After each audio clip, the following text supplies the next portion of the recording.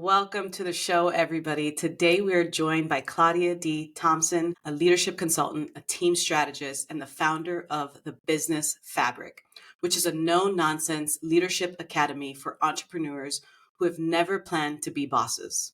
With 20 years of cross-industry experience and a grounded, which I love, human-first approach, Claudia helps business owners lead with confidence and build their teams to help them show up.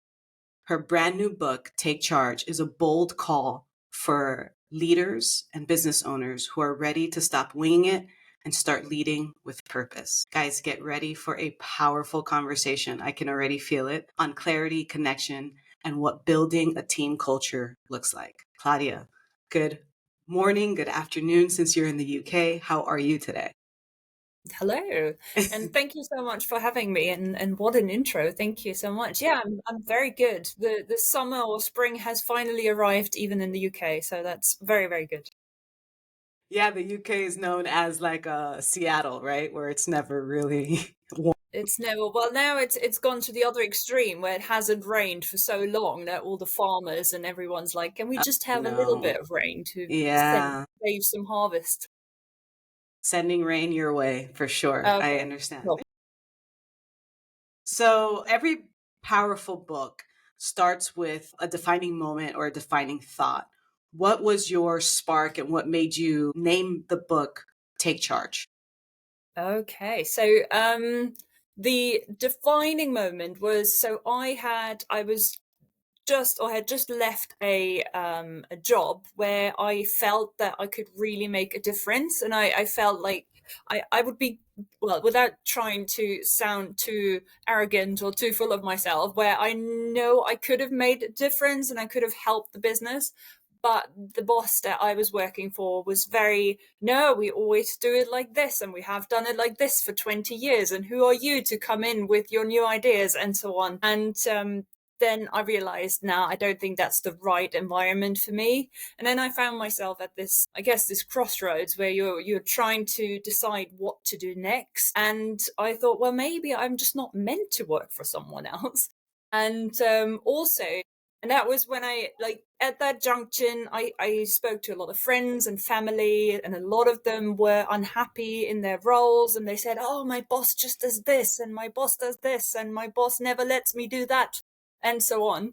And I thought, okay, maybe there is some communication that needs to happen between the two parties. So that was the original idea behind the book. And then I started writing it, and originally it was a bit of a me just getting off my chest everything that's wrong with the horrible bosses out there. But interestingly, as I was writing it, I realized it's not just a case of you're a good boss or you're a bad boss. It's much more nuanced than that. And I realized I don't think anyone goes out there and decides, today I'm going to be a really horrible boss. And then, so yeah, it was quite therapeutic in a way, just writing the book and working through a framework and helping or trying to understand both sides of the fence and bringing them together in like one 4-step framework. And in terms of the title, to answer your second question, is origin. So I was playing around with a lot of titles, and at one point the title was In Charge, and then I thought, well, but there's something not quite right. And then actually a friend of mine said, well, how about Take Charge? And that really stuck with me because I was like, yes, because being in charge, that's a job title. That's just something that comes with, you're the boss. That means you're in charge. But it's not, you're not just, people don't just look up to you or treat you as a leader or see you as this inspirational, motivational leader just because you're in charge. You actively have to take charge and know what you want, and yeah, just take charge of the direction of the business, of your mindset, and so on. So that's how the title came to be. I absolutely love that. And so quick segue off of that, but why do you think leaders don't take charge? What is the underlying emotion or behavior?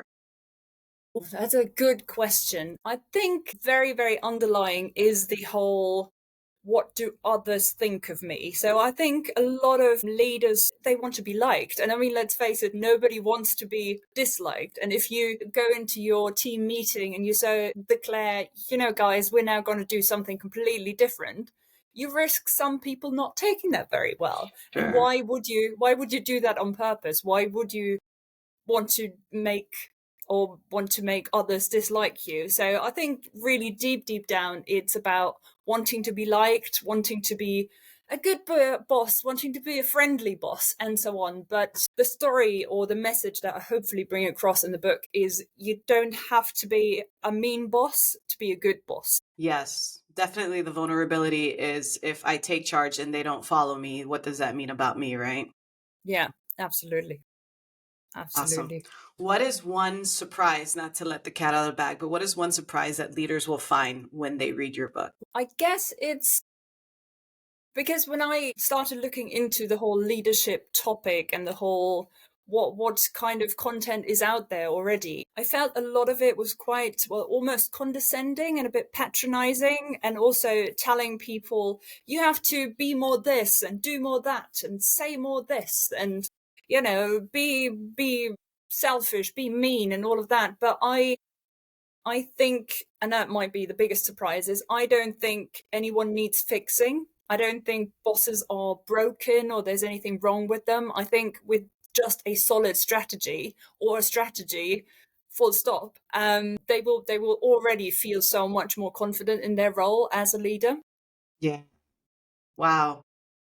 The fact that you said that most of the leadership books or content out there is condescending, it's surprising for me, but I see what where you're coming from for sure. I think, a lot of the stuff out there is older, and it does feel like everybody just wants to fix people, self-help, Yeah, right?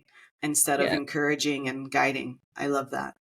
And it's Awesome. also, so just to clarify, it also is, it feels a lot of it is targeted at big corporate businesses. Yes. But the leaders that I like to work with and the leaders that make up, well, here in the UK, it's over 60% of the economy. And I think in the US, it's similar numbers, is actually small business owners. So the Hmm. ones that don't have millions and millions to spend Hmm. on things like staff training and leadership training and so on. And I think a lot of the content of the big, possibly outdated books and leaders out there is very targeted at just throw more money at the problem. And I don't think that works for small business owners that are in the trenches every day and firefighting, having to wear different hats all the time.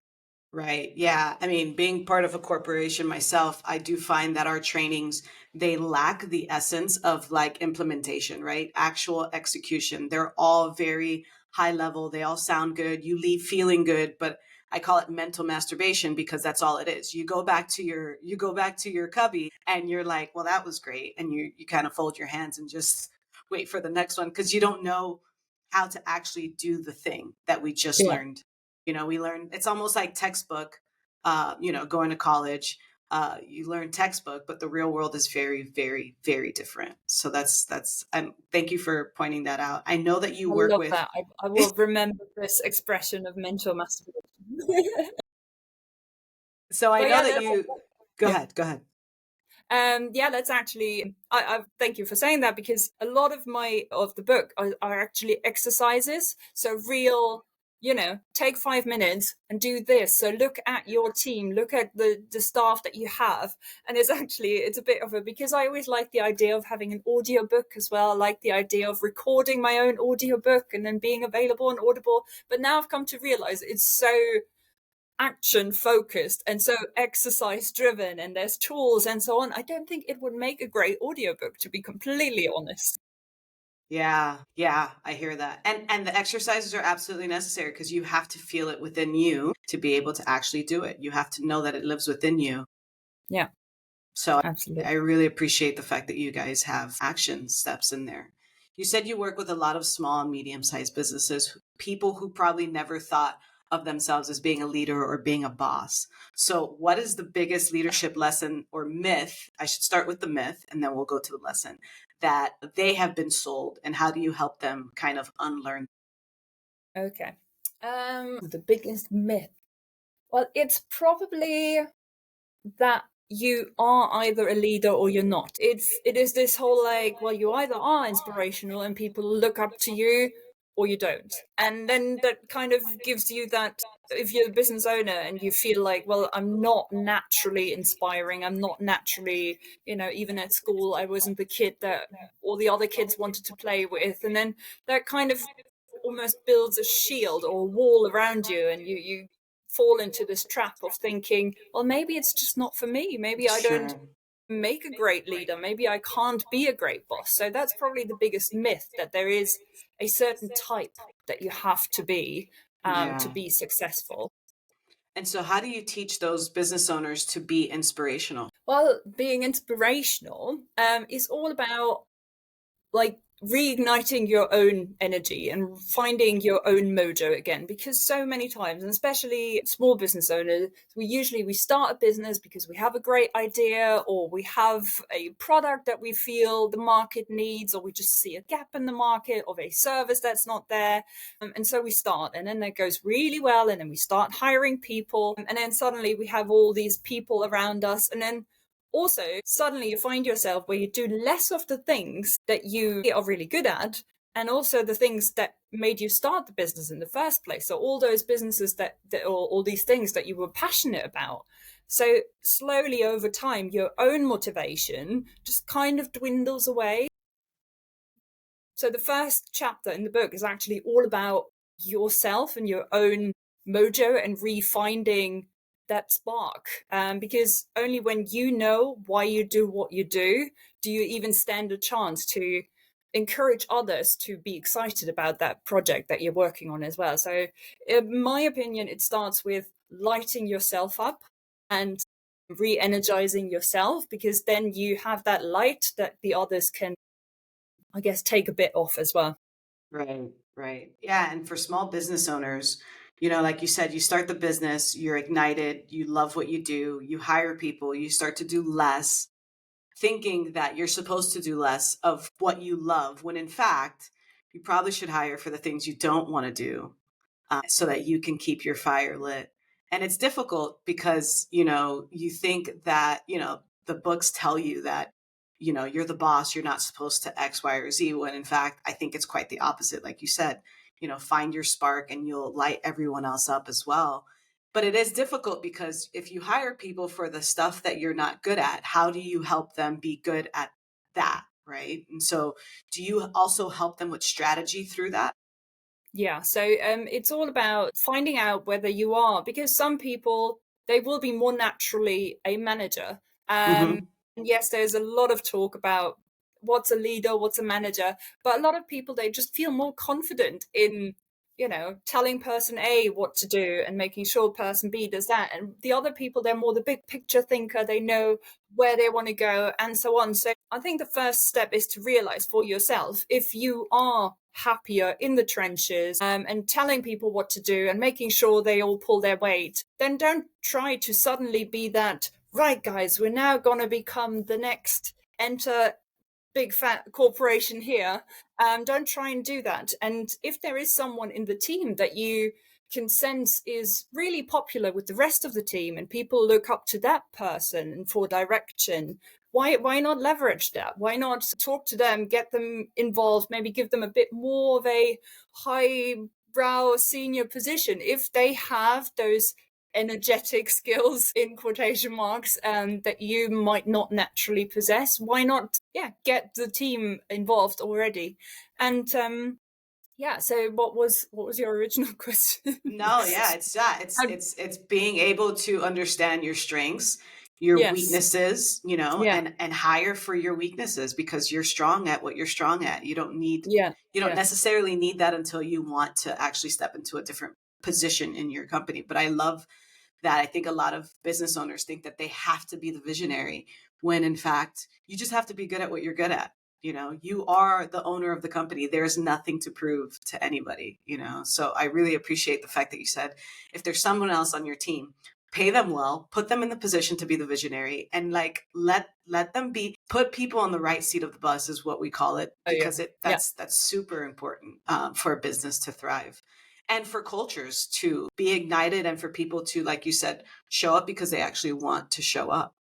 yeah. And that's Go, go. completely, so if you have that high flying person in your team that is, has that natural knack for inspiring people, if you then constantly try to be like vision up them, always go one higher in vision, they will probably get quite frustrated as well, because they deep down know they're potentially more, you know, inspiring in that field. So if they're constantly being told by someone, well, but I'm better, but I'm better. So this is just one of the, I guess, little hacks that you also need to start paying attention to as an owner and as a business owner. And as you say, it's about hiring for skill, but also trusting those people. So if you hire someone with a certain degree in, I don't know, IT, in marketing, whatever, then it's also a question of trusting them that they can actually do the job, and not constantly trying to interfere and be like, have you done this, and what about why don't we do it like this, and so on.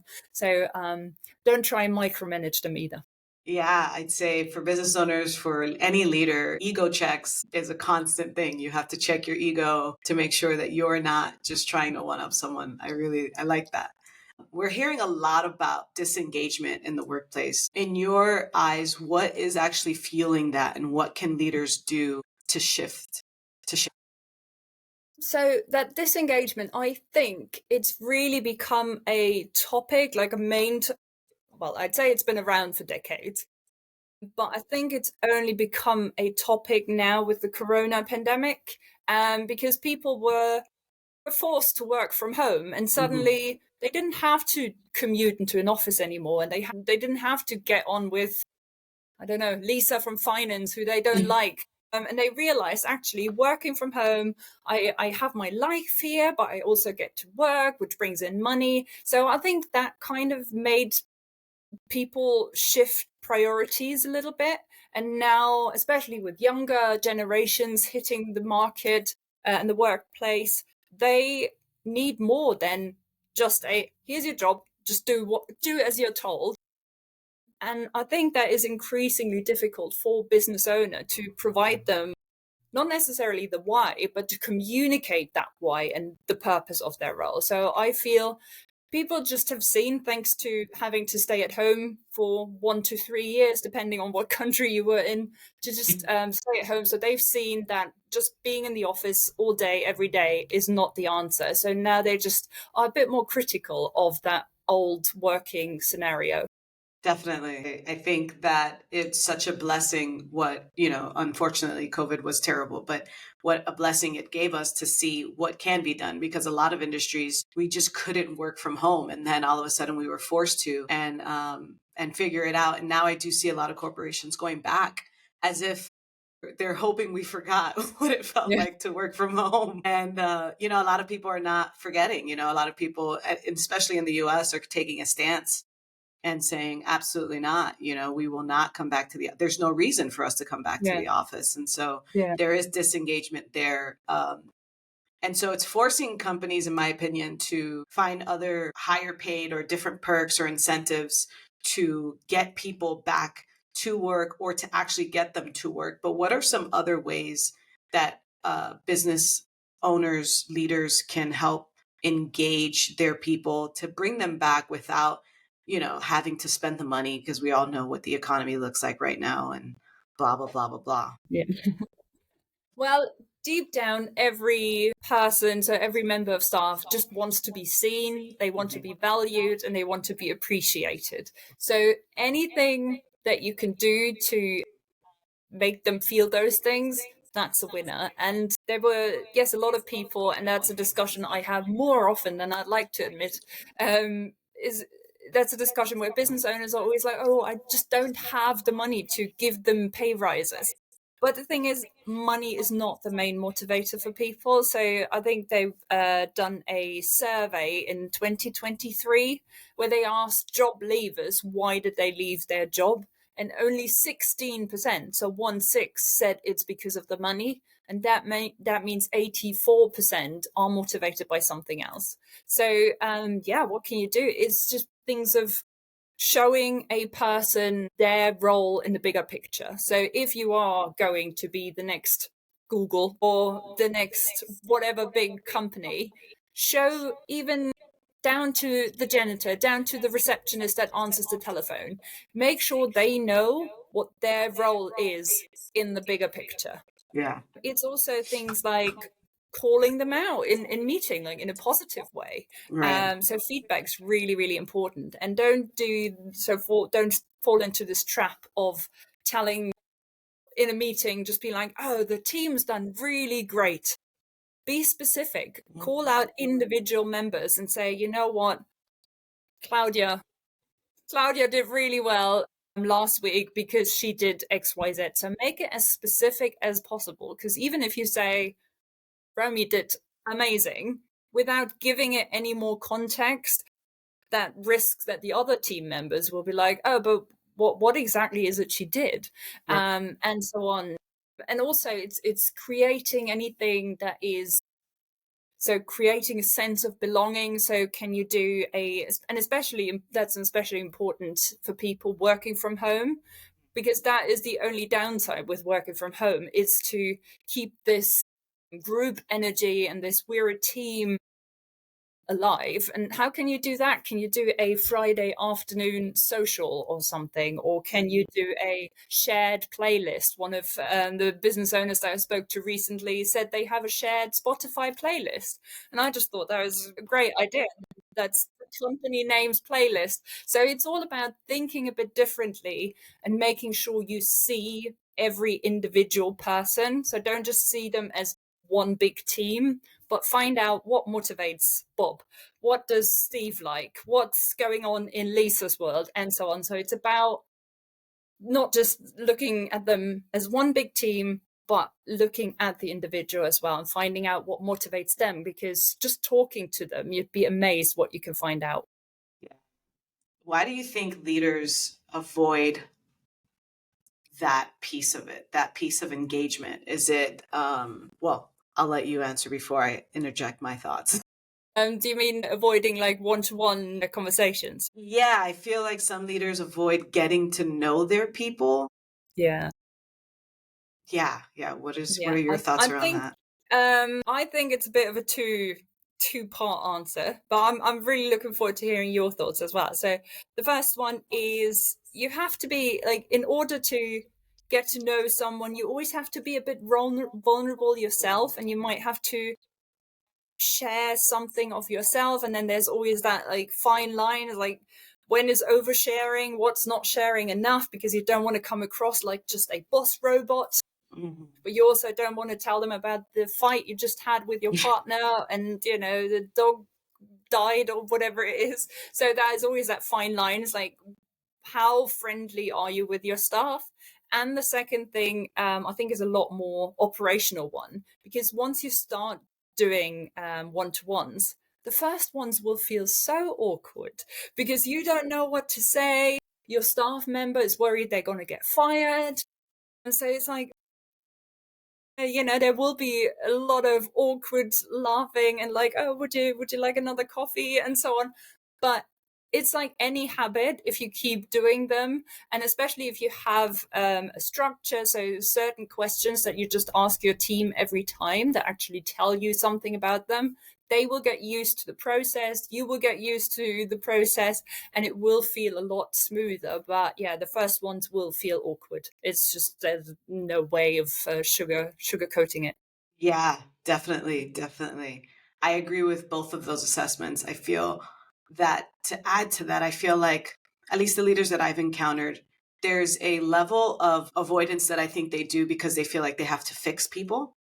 And so if they know about people's issues, then they feel this pressure. And I mean, I had it too early on in my career of, someone so's not doing well today. Well, it's my job to make them feel better. When in fact, it's not your job to make them feel better. It's just your job to kind of show up for them and hold space and allow them to be that. And then when they walk away, you don't take it on.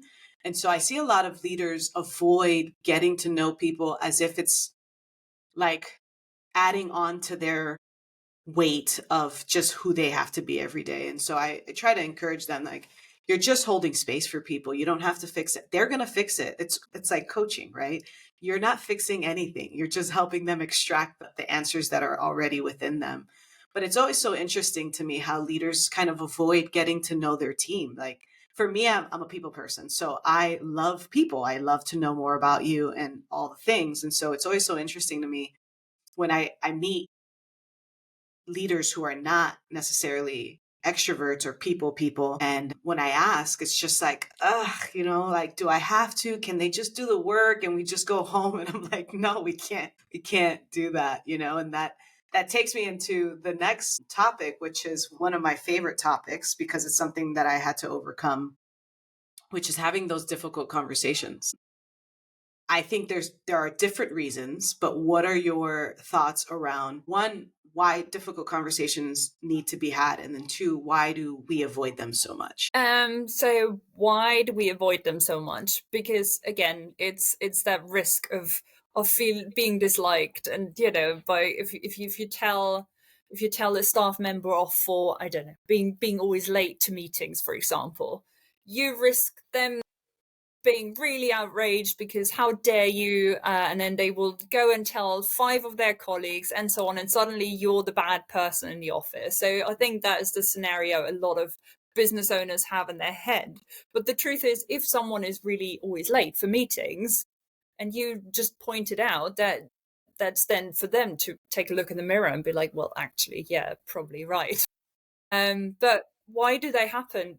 Why do they have to happen? Those conversations is because if you tolerate things like people coming late to meetings, or they're always on their phone, or whatever bad behavior is they're doing, if you tolerate these things, the rest of the team will notice, and the rest of the team will be like, oh well, if he's okay doing that, then I don't need to be on time for meetings. So you might be avoiding a difficult conversation in the short term, but the long term damage is actually so much worse. And I read an article recently where they said an awkward conversation is only awkward for the first 7 seconds, because then you've said it, then you've said what you wanted to say, and then it's not awkward anymore because it's off your chest. So it's a bit like a plaster. It's just do it. Yeah.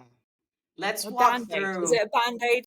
It's a band-aid. It's a band-aid. Let's walk through that. Let's pretend Jack is always late for meetings. So is your first step really assessing if it's a problem? It depends. So that's why the first step for me when I work with my clients is always finding out what are their non-negotiables. So if Mm-hmm. you are a boss that who really values punctuality, and I personally am, I'm very much like, if the meeting starts at 2 o'clock, I'll be there at 5:02.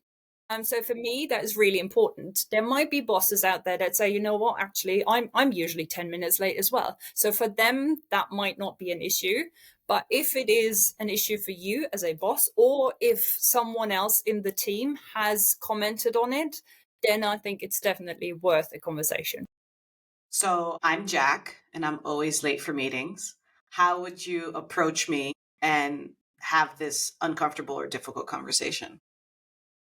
So because we, in an ideal world, we would have a monthly one-to-one anyway. So it Mhm. wouldn't be, and that's another big argument for having those regular one-to-ones, because it already takes away or takes down the threshold a little bit, because you're going to see, what was your name, Jack? Jack. I'll see you again anyway next Wednesday is our appointment, so I Mhm. know first we'll talk about if there's anything that's bothering you, or if you have anything you would like to get off your chest. And then I would just say, with the meetings, I have noticed recently you were late, or someone has mentioned it to me. Is there anything I can help you be on time, or I can help you support you to make sure that doesn't happen anymore, because that is really important to me, or it's better for the team. Like the framework you just used, if you can miss it so easily, right? But it's important to say, I've noticed. It's important to say, like, how you got the information. It's important to offer help. All these things make that conversation less awkward, less difficult, because you're not accusing the person. You're not saying you're always late, Yes. and that changes the dynamic because now Jack, right, is no longer on defense, right? I'm like, actually, there is something that you can help me with. That meeting is at 10 when I drop my kid off at 9:45. And so it's always really difficult for me to get here at 10. If you can change it to 10:10, I would actually be more on time. And that changes everything, right? Yeah. Because It's then if you're Jack, you feel heard. You feel like, oh, actually, I matter enough for the team to move the meeting by 10 minutes. So yes, absolutely. And yeah. great points to single out those things and how you should say it and make sure you said, well, as you said, you have noticed and make it specific as possible. Yeah, I feel like people avoid it because they also don't know how to have it because they're so angry at the moment that they think they have to have it right then and there. And I love the fact that you said, "No, we're going to meet next Wednesday. By then I should be less charged and we're just going to talk about it," right? Because you don't want to do it when you're charged, right? Because you're not thinking clearly. So Absolutely. yeah, that's Yes. so good. And it's really empathy, which takes me to our next, topic of conversation and where empathy lies with you in leadership and where it comes from. What are your thoughts and ideals of empathy in the workplace? And so the first and biggest thing on that topic is probably to realize that the people working for you are human and they are real people and they have real problems Mhm. and work might not be in their top 5 of issues right now. So the first step for me is just to have that realization, to be like they're not just one big group of team, they are individuals that all have their things going on. So that's the first. And then, yeah, to just sit down with them individually. If you feel someone's motivation's dropping off, or they were really, really good and really, they always brought ideas and were creative, and suddenly they're not quite themselves, don't assume that they've just lost interest in the job. Just find out, take them aside and say, again, I have noticed, and is there anything I can do to help? And then just listen. And I have this really annoying habit of, when I say just listen, is this because someone told me that's a silent fox, and that's what you want to do. Now I can't stop doing it. But yes, just ask the question and then listen. And usually what is not being said is just as important what is being said. So learning to listen is almost a skill on itself, but is, in my point of view, one of the biggest factors of empathy. Yeah.